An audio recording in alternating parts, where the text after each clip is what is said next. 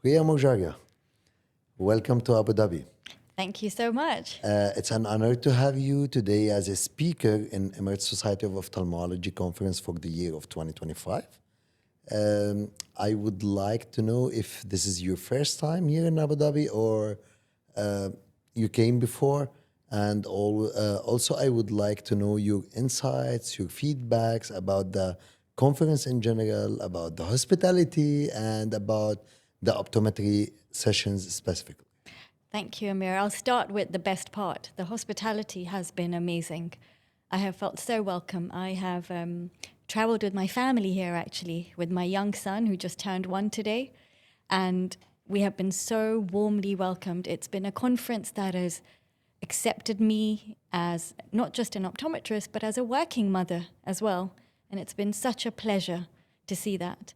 As a conference as a whole, it's been a wonderful experience to see ophthalmology, optometry, and orthoptists come together. You know, that rarely happens. We've not seen this happening in a lot of the parts of the world. So it's so innovative that ESO is doing this. And it's so lovely to see how wonderful the conference has been, the sessions, the speakers, and how interactive and engaging and how well organized everything has been as well. Thank you. So, you have been like leading the OPAL program in the World Council of Optometry for the last few years since you are the chair of the Public Health Committee. So I just would like to know if you can share with us some insights, some important information, and if you can tell us more about the program. Yeah, absolutely. So I started getting involved in OPAL from about 2020, actually, just when COVID started. At that time, we realized that everything has to be moved online. So OPAL used to be in person before. It was called something different. It was just an advocacy course. And then once I joined the Public Health Committee, we decided that we needed to revisit the curriculum, the speakers, etc. And so the OPAL stands for Optometry Program in Advocacy and Leadership. And the whole idea behind it is that we want to mentor and train young leaders. Optometry is a growing profession. It's maturing. It's becoming much more well recognized all over the world. And so optometrists in different regions need the skills and the knowledge to advocate for optometry and make their governments or regions, etc., more aware of the role of optometrists. And the program is brilliant because the curriculum is so diverse and we've got lots of varied speakers from all over the world. But something that has been specifically close to my heart and has been so wonderful to see is that we now have 10 people from the EMCO region that are participating in the OPAL course. We started with 1 or 2 and now we've expanded, and it's credit to people like you who've done the OPAL course and have gone back and advocated and spoken about the course. But also we're seeing all the wonderful work that OPAL participants, graduates, are having an impact on the regions that they're working in. So, you know, credit to all the participants and congratulations to all the participants who are putting so much hard work in, but also using the skills and knowledge and transferring it to further the profession. Oh, thank you. So what the other programs you are prioritizing in the Public Health Committee, in the WCO? Yeah, lots of exciting things. So this year specifically, we want to focus on 2 things. One, we know that there is an aging population and that presbyopia is sometimes one of the conditions, refractive errors, that we don't speak about. There's a lot of focus on myopia, which is great, but we also want to ensure that there is enough messaging and awareness about why presbyopia is a problem. So we want to work with the committee. We want to be able to create some awareness messages around this, and so that optometrists and our members feel confident to understand why presbyopia is a problem and also advocate for that in their regions as well. And then something else that's also quite close to my heart, we're working on a public health curriculum survey. I strongly feel that public health should be a part of any degree course in optometry, whether it's a BSc level, master's, OD, whatever you want to call it. Public health should feature in that because we are public health professionals, we are eye care professionals that work in primary healthcare.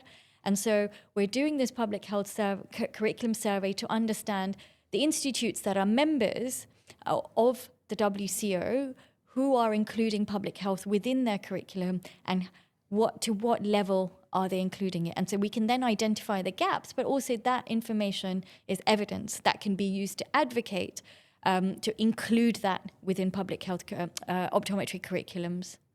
Okay, that's great. So there's been an evidence from the global survey on optometry workforce. Yes. So what you can share about this evidence? Oh, and that's again something that we worked as a public health committee along with Yazan from the education committee as well. We worked on this survey to understand the optometry workforce, and that surveyed the 39 member countries of WCO, and the results have been published. But a few things that I want to highlight, which shouldn't come as a surprise, but we now have evidence, is that, you know, in some places, there isn't enough optometrists in the workforce. There isn't enough regulation, and optometrists are not able to practice within their scope. So that the survey has highlighted that has been published.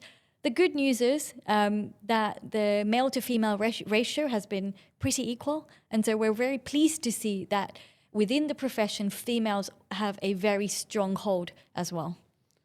Oh, nice. So 20 years of experience in public health, and specifically public eye health. Yeah. So,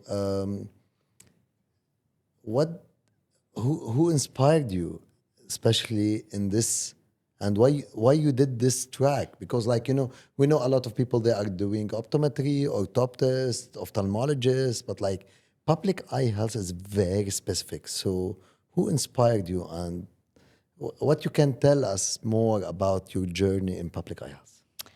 Gosh, where do I start? I'll start with a very personal story. I grew up in a very small village in middle of central Tanzania.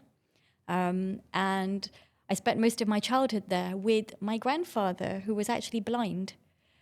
He was blind for two reasons. One, he had glaucoma, but he had that because he had a cataract surgery that went wrong. We lived in a very small place where there was no access to eye care, let alone, forget healthcare, right? And so my grandfather was flown to Nairobi in Kenya, where we had the surgery, which had a lot of complications. There was very little aftercare. And so I grew up following him around the house because I was pretty much his little helper. So that's one story. And then I also myself have a very personal story that I was severely myopic, high myopic at the age of 4.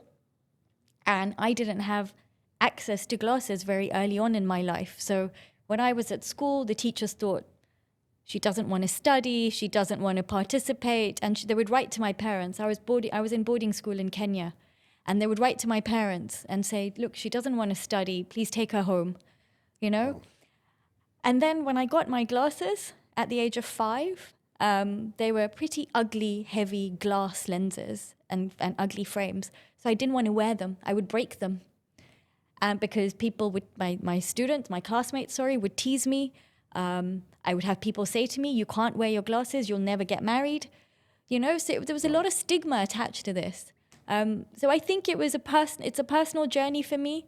I feel very passionate about public health, about general school eye health as well, that was what my PhD was about, but also just creating awareness about the journey that when you have a patient in front of you, you need to look at them holistically. They're not just someone who needs clinical help. There are a lot of other factors, cultural, socioeconomic. Their journey to get to you has been a lot longer and probably harder than you realize. And so, yeah, I think it's very personal to me. I'm in this profession, I guess, because I feel like I can make a difference and I can add value to people's lives. Priya, thank you for sharing this personal and sensitive information from your life, but it's really inspiring. Thank you for having me.